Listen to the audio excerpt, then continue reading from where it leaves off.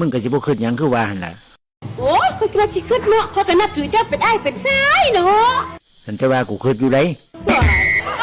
โอ้ยคิดหยังอีกไม่คือไปตัวทีบไปแล้วเจ้าเป็นบ้าบ่เจ้าหูบ่จักน้องจักนุ่งบ่ก็น้องนุ่งหั่นล่ะแต่ว่าคันน้องบ่นุ่งก็เสร็จกูหั่นแล้วเจ้าบ่ฮู้ซั่นบ่อีพ่ออีแม่เลี้ยงใส่กันฮะซ้ำก็ว่าเป็นอ้ายน้องที่คานตามกันมาพุ่นเด้เจ้าก็ยังสิกล้าคิดบ่เจ้าบ่ฮู้บ่กูฮู้หมดนั่นล่ะมึงบ่ต้องมาบอกกูดอกเด้สั่นแต่บักน้อยๆมันบ่ฮู้นั่นดิโอ้ยบักน้อยๆได้อีกบักนั่นล่ะเฮ้ยเจ้าก็ยังกล้าคิดเนาะอ้ายไม่หนูจักพี่จักน้องเด้บักอันนี้